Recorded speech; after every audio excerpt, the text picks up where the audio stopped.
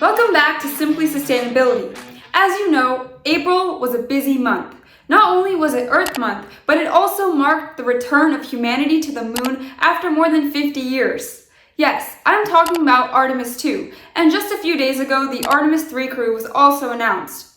In this episode, we're speaking with a guest from one of the world's leading space and earth science agencies, NASA. We're exploring how the Artemis mission became the global phenomenon that it did, and how a highly technical mission transformed into something that felt human and was shared by millions around the world. We're excited to welcome Milan Loiacono from NASA Ames Research Center in Mountain View, California. She's a science communication specialist for the Earth Science Division.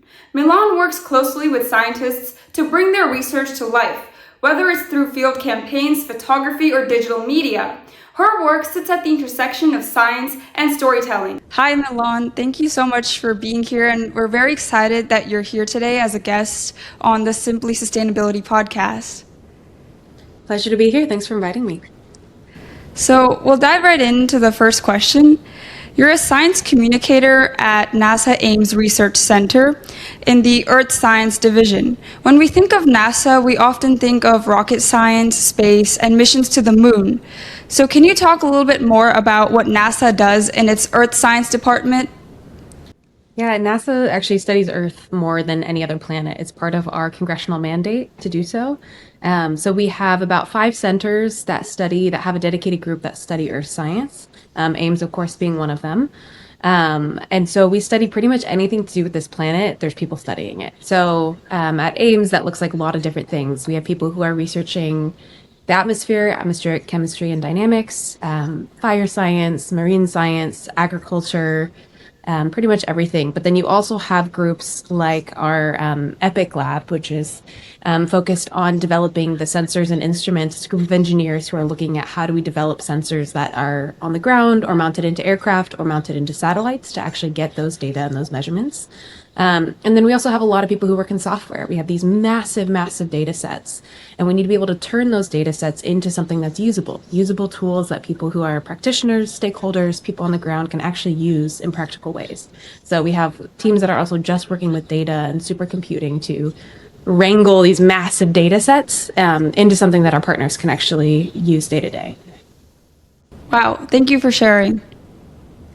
So can you zoom in to a little bit more about yourself? What does your day-to-day job look like at NASA? One thing I actually love about my job is I don't have a day-to-day per se, and I really appreciate that variety. And that kind of comes in 2 different ways. There's the variety in the actual topics that we're looking at. So week to week, I might be doing a deep dive into ocean science one week and fire science the next week, and then agriculture the week after that. And so learning a ton of different things. But then also in terms of what I'm doing in those, that also might be different. So my background's in photojournalism, and I do a lot of that in my job. So I'm taking photos, writing stories, running our website, but it also involves a lot of random things that come up. So building bio pages for our scientists, editing highlights that go up to headquarters, making posters, planning and running events. It's a little bit of like, what is needed today and how do we meet that need? Part of that's because I'm the embedded comms person in this group of about 150 people. And so I'm the only comms person in this group. So anything that's kind of generally comms related ends up getting filtered down to me. And so sometimes that's replying to kids who write us letters. It's really just day to day could be different. But one of my favorite things that I get to do is that about probably 4 or 5 times a year I end up out on field campaigns. And that's, to me, just the coolest thing ever. I'm a nerd. But I get to go out in the field with scientists who are in the bog, in the mountains, in the water, wherever, actually doing the science. And I get to meet them and work with them a little bit. And so science, like everything, is about relationships. And I feel like there's no substitute for actually getting to meet them and meet the partners and the people we're trying to help in person and be in the mud with them, literally and figuratively, and seeing what they do day to day. And so that's one of my favorite elements of it for sure. But the day to day is a little tough to quantify. So bit of a variety there. Thank you. So the next question is that you've worked on translating really complex science in the Antarctic, everything from glaciology to pyroaerobiology. So when you were making and you compiled this work into a National Geographic supported docuseries. So when you were doing this, how did you balance scientific accuracy while still thinking about engaging the community in a meaningful way? Ooh, I think balancing scientific accuracy and compelling storytelling is kind of the science communication niche, no matter where you are. It's something that's a constant conversation at NASA too, because it can be tricky. And so it's something I'm sure I'll be refining and learning more about my entire career. It's not something you fully master, I think, at any point. I think the biggest thing of that is research. It's sitting down and doing a lot of research, because you can only explain something simply if you understand it well.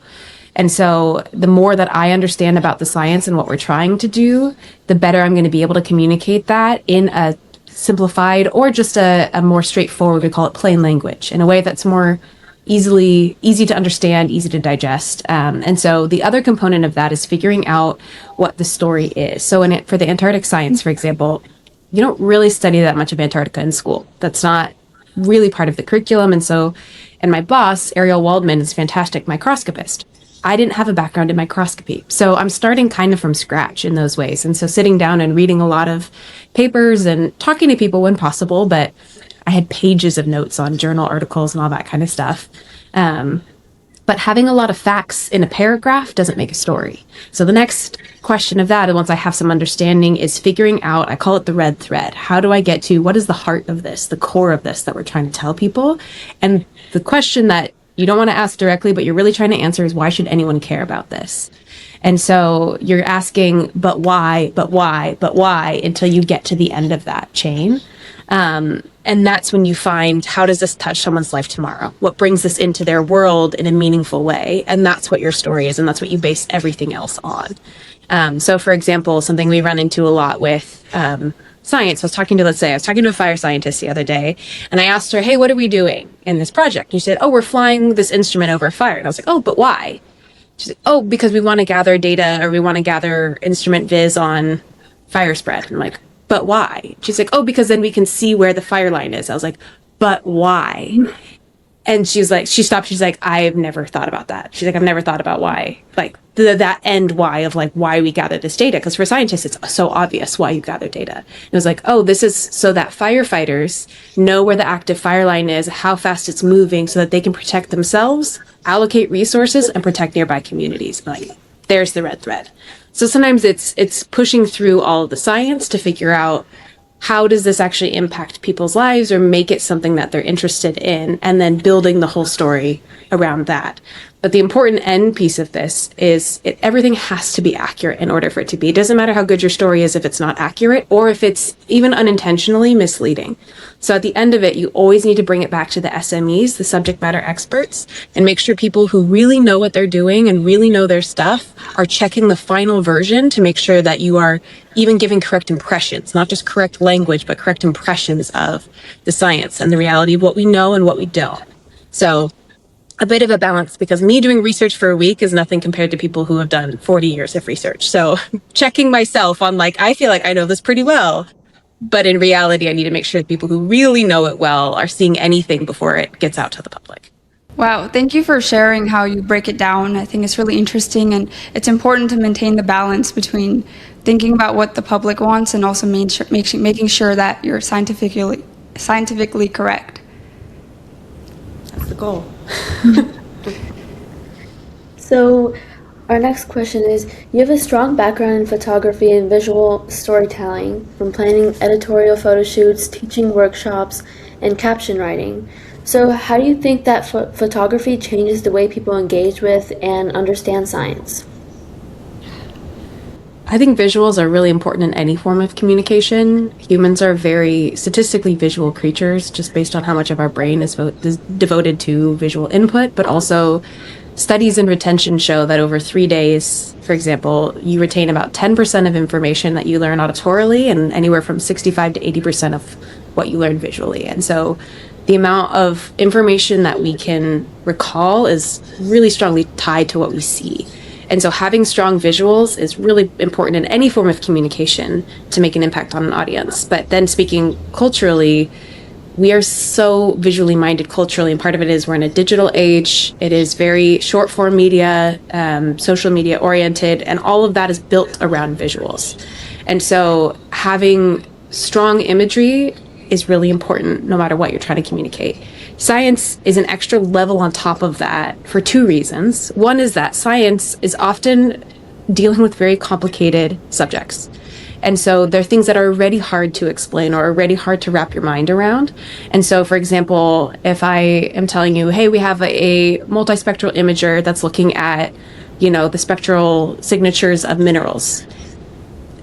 No one cares. That's not something that's engaging. That's not something that you have an idea or a concept of. But if I show you a map of the San Francisco Bay Area and you can recognize, oh, okay, I can tell that that's the outline of the bay. I can see that that's where San Francisco is. I can see that's where my hometown is. And that map is just a riot of color.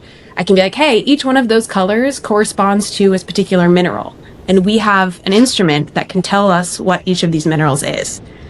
Okay, that gives me a tool that I can immediately explain this really complicated thing in an easier way. So that's one piece of it. I think the second piece of it is science can be a really foreign or daunting or unapproachable concept for a lot of people, and that can be shaped by your experience in science classes in school or just your idea of scientists as, people in white lab coats hunched over a microscope in a lab somewhere doing really hard things that you could never understand. And I feel like there's that kind of perception of science that can make it really far removed from the world that people know. And good photos or good visuals, that includes graphics, that includes videos, that includes art, brings that into the world that you know and understand. And so some of it is also humanizing the people who do it and making it be like, oh, it's people who look like me and wear a stupid punny t-shirt that has some, joke on it and it's showing that it's real people who are doing these things. And bringing you in so you're intrigued enough to also maybe read into it a little bit more or continue on down that path. So I think some of it is, the big thing for me, I think, is just making it more accessible and approachable and interesting for people. Because I think people think of kind of science journals as science, and this can be really dense to get through, especially if you're not particularly interested in something. Reading a 20-page scientific journal is not going to be the way to get hooked. So I agree. I think that using visuals helps people make connections with what they're seeing, and that's what drives change. And it's also much easier for people to understand what they're looking at when they're actually seeing it instead of having to read about it. Mm-hmm. Agreed. So we do talk about in science, sorry, really quick, just last thing, we talk about in science too, it doesn't matter how good your science is if no one can find it. And I think visuals and storytelling in some ways are kind of the key that opens the door to it. And we have really amazing science, and our priority is definitely we need that science and we want people to know about it. But if it's really inaccessible, either actually through paywalls or things you can't get through, or it's not accessible in the language, it's not findable, it's not readable, that great science ends up sitting somewhere when it could have so much more impact. And so we are accountable to the American people. We are funded by taxpayer dollars. And so part of what we're trying to do is called open science, is everything we do needs to be freely publicly accessible. But that's not just meaning you don't have to pay to find it. It's that you can actually understand what it is when you do. And so part of that involves finding ways to represent it that make it accessible in our language and in our visuals so that you can actually understand what we're working on and hopefully why it's important. Yeah, I think that's a really important point to remember about NASA's role as a government agency, that it has to be able to tell the public what it's doing whenever it takes an action. And moving on to my next question, is that something that has really captured public attention recently is NASA's Artemis II mission. And while much of the focus on the mission tends to be on the engineering and the more technical science side of it, which did make the mission possible, but how important do you think science communication and storytelling are to the mission's overall impact and experience for the public? I mean, huge, to summarize. First of all, the biggest metric of the mission success is the fact that the astronauts are home safe. That is far and away the absolute singular metric of success, primarily. And the science and everything else that we're really excited about comes second to that. But I think this was a really shining example of the power and the impact of good science communication. And it's hard to know in advance how the public will react to anything. You can have your best laid plans, you can have your training, you can have whatever, and you do not know how people will respond until it happens. So there's a lot that NASA did to lay the groundwork for that, that they did really well. And so, for example, like the astronauts were trained in photography for 2 years before the mission by professional photographers. They learned how to use gear, they learned how to do it in zero G, they learned how to shoot an eclipse. That's a pretty technical thing to shoot. I've shot an eclipse before, and I studied on it before I went. Like it takes time and training to do, and they invested it because they knew it was going to be impactful. They also have very rigorous media training, which is how to communicate things simply. And to be very clear, that is not manipulating facts. It's not selling you on anything. It's just how to de-jargonize the language to explain the science and explain the impact in a way that is, again, accessible to people. But with all of that, you don't actually know how people are going to respond. And so I think it's really interesting to see how incredibly impactful it ended up being for the public. And that what really made the difference was things like the photography. And we're so excited about the science, and all of that's still unfolding, and I'm so excited to see as that continues to unfold over time what we're able to learn from it and glean from it. But having astronauts who are fantastic people, and it comes across, they're so genuine and they so strongly believe in the purpose of what we're doing and why, having that come across in the way they're able to communicate what they're doing to people and the way that they're able to show the science up close and personal. And they have pictures of them looking out the window, and they have the little Rise plushie floating, like all of these things that made people connect in ways that weren't possible last time we were out there. Last time we were orbiting the moon was 1972. We did not have live streams from the cockpit. We had film that then they came back and landed and then developed and then got some postcards printed, and then very, very different. And so I think the importance of science communication here was, one, inspiring awe and hope, but also the relatability. I think people felt like they had access to these humans, and it was like, wow, humans are out there doing that. And I relate to, you're getting to see them laugh and literally cry and be tired and be bored and just all of these human things in this extraordinary circumstance. And so I remember seeing someone posted of like, those are my emotional support astronauts. And I feel like you have a lot of that feeling of like, I feel like I know them. I feel like I connect to them. I relate to them. And that's a really, really powerful thing that you can't plan, you can't force, but you open the door to that when you're able to communicate well. Yeah, I think it's really important to point out that they went through the training for the communication aspect of it too, because many people think that it's really easy to take a photo, but it's not that easy, like you pointed out. And I could definitely relate to the live stream, and like, because we were present in everything that they were doing, so I totally understand what you're saying. Mm-hmm. So what's one aspect of the Artemis 2 mission that you wish the media focused more attention on? So this is interesting because you can mean so many things by media. And so I think there's obviously journalism media, like news outlets. There's so many different forms of media. So I'm actually flipping your question a little bit. I really enjoyed getting to sit back and look at what media was interested in. And by media, yes, news media is great. And I have to say that because I have a journalism background anyway. But I loved it taking over all of my news feeds on social media even, and just seeing like, what did the average person connect with?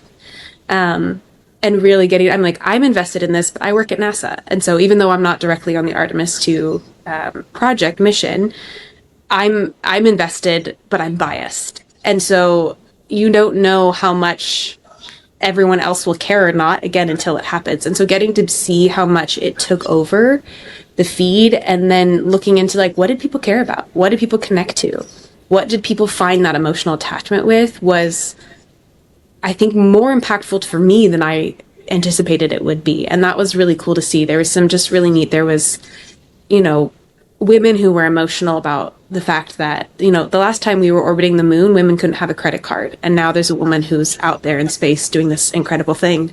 And we have pictures of her with her braids, looking out the window. And, so there's people connecting to that. There's people connecting to their attachment to Rise, to that little plushie. Like, there's people who are able to connect and empathize in so many ways. But really, I think the thing that really stuck out to me was how much people were craving something hopeful, and how there was this mission was, for many, I don't want to generalize for the entire country here, but it was kind of a shining moment of hope and inspiration and unity that broke through the noise of everything else for a minute. And that it felt like many people were clinging to, of that sense of awe and humans exploring. And it felt like it wasn't, again, not to overgeneralize, but I think there was a real connection of like us as humans. And that was different versus any particular subgroup of that. And that was really cool. I think NASA was founded, around this, trying to inspire awe. That was, all the original Apollo programs is we want to go explore.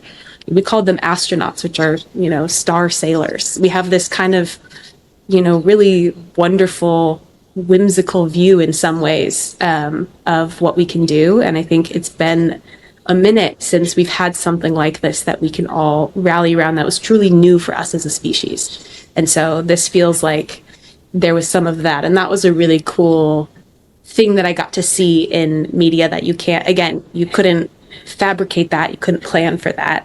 But was a really neat thing as someone who got to sit back and kind of see what was the reception. So that was a little all over the place, but. Thank you.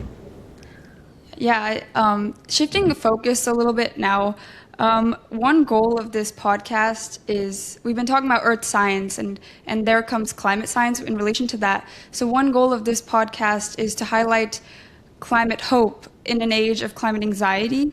So what reasons do you see to be hopeful about the future of the climate and the world as it is in regards to climate and the climate crisis? Oh, so many. I think one thing that gives me optimism anyway is my colleagues. I work with just some absolutely incredible and really talented people. But the best part is just how passionate they are about what they do and how much they believe in the purpose of science and about what we can do. Climate touches every aspect of the Earth system. So it's not limited to people who study, climate science in name.